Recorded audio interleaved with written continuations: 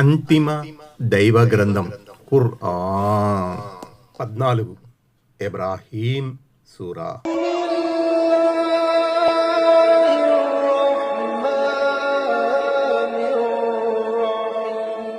అనంత కరుణామయుడు అపార కృపాసుడైన అల్లాహ్ పేరుతో.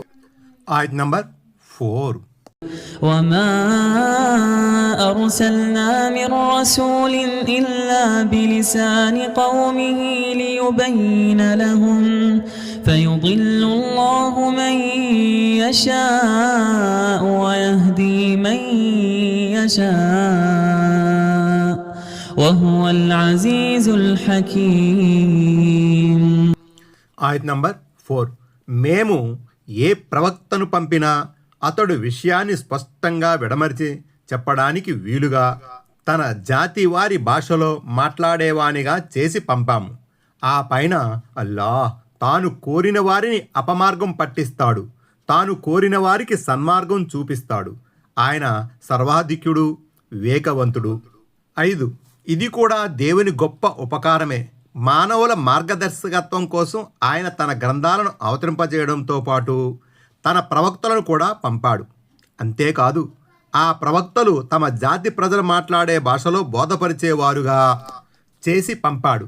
ప్రజలు తొందరగా అర్థం చేసుకోవాలన్నదే దీని ముఖ్యోద్దేశం. 6. అయితే ప్రవక్త ఎంత చక్కగా బోధపరిచినా, విషయాన్ని ఎంతగా విడమర్చి చెప్పినా అల్లాహ్ కోరనంత వరకు ఎవరికీ సన్మార్గ భాగ్యం లభించదు. ఆయత్ నంబర్ 5. ولقد أرسلنا موسى بآياتنا أن أخرج قومك من الظلمات إلى النور وذكرهم بأيام الله إن في ذلك لآيات لكل صبار شكور. ఆయత్ నంబర్ 5. మేము మూసా అలైహిస్సలాంకు మా సూచనలు ఇచ్చి పంపుతూ, నువ్వు నీ జాతి వారిని అంధకారాల నుంచి వెలికితీసి వెలుగులోకి తీసుకురా, అల్లాహ్ యొక్క మహోపకారాలను వారికి జ్ఞాపకం చేయి అని చెప్పిన సందర్భాన్ని గుర్తుకు తెచ్చుకోండి. నిశ్చయముగా ఇందులో సహనమూర్తులు, కృతజ్ఞతా మనస్కులైన ప్రతి ఒక్కరికి సూచనలు ఉన్నాయి. 7. ఓ ముహమ్మద్ సల్లల్లాహు అలైహి వసల్లం, మేము నిన్ను నీ జాతి వారి వద్దకు పంపినట్లే, నీపై ఖురాన్ గ్రంథాన్ని అవతరింపజేసినట్లే పూర్వం మేము మూసా అలైహిస్సలాంకు కూడా సూచనలిచ్చి అతని జాతి ప్రజల వద్దకు పంపాము. అవిశ్వాసం, అజ్ఞానాంధకారంలో మగ్గుతూ ఉన్న బనీ ఇస్రాయిల్ను విశ్వాసం, కాంతి రేఖల వైపుకు తెచ్చేందుకే మేము అతన్ని నియమించి పంపాము. సూచనలు అంటే అల్లాహ్ మూసా అలైహిస్సలాంకు ఇచ్చిన మహిమలు, లేక బనీ ఇస్రాయిల్ సూరాలో పేర్కొనబడిన 9 మహిమలు కూడా కావచ్చు. 8. ఆయతులో అయ్యా మిల్లాహ్ అనబడింది. అంటే ఇస్రాయిల్ సంతతి వారికి దేవుడు చేసిన మహోపకారాలని ఇక్కడ భావం. ఆ మహోపకారాల గురించి ఇంతకుముందు కూడా అనేక సార్లు ప్రస్తావించడం జరిగింది. వారు ఎదుర్కొన్న సంక్లిష్ట గడియలను, ఆ సమయంలో అల్లాహ్ వారిపై కురిపించిన అనుగ్రహాలను జ్ఞాపకం చెయ్యి అన్న అర్థం కూడా వస్తుంది. ఆ సందర్భాలలో అల్లాహ్ వారిని గండం నుంచి గట్టెక్కించాడు. వాటిలో కొన్ని సంఘటనలు ఈ సూరాలో కూడా రాబోతున్నాయి. 9. సహనం, కృతజ్ఞత. ఈ రెండూ ఎంతో ఉత్తమమైన గుణాలు.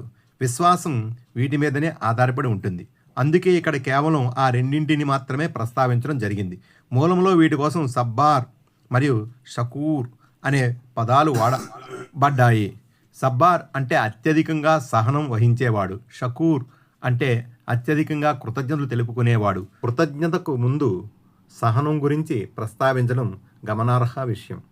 సహనంతోనే కృతజ్ఞత వస్తుంది. అందుకే మహనీయ ముహమ్మద్ సల్లల్లాహు అలైహి వసల్లం ఈ విధంగా ప్రవచించారు. విశ్వాసి వ్యవహారం కూడా కడు విచిత్రమైనది. అల్లాహ్ అతని కోసం ఏ నిర్ణయం చేసినా అది అతని పాలిట శ్రేయస్కరంగా పరిణమిస్తుంది. ఆ నిర్ణయం వల్ల అతనికి బాధ కలిగి దానిపై అతను సహనం వహిస్తే అది కూడా అతనికి మేలే చేకూరుస్తుంది. ఒకవేళ అతనికి ఏదైనా సంతోషం కలిగి దానిపై అతను కృతజ్ఞతాపూర్వకంగా మెలిగితే అది కూడా అతని పాలిట శుభకరమే అవుతుంది. సహీ ముస్లిం కితాబు జుహాద్. ఆయత్ number 6. وإذ قال موسى لقومه اذكروا نعمة الله عليكم إذ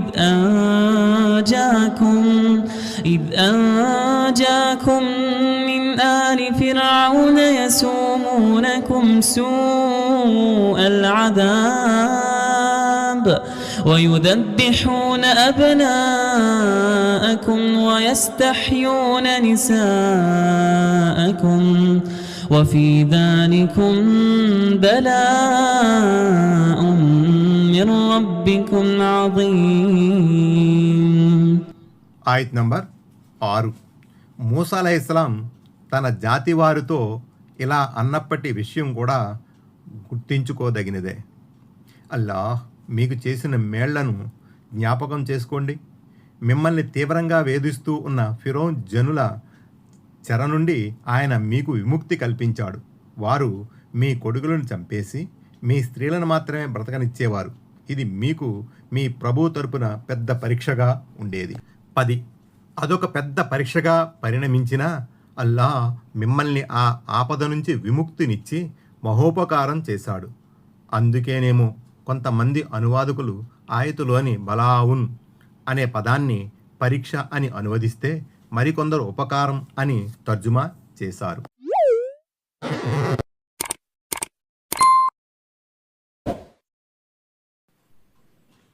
please subscribe, touch bell.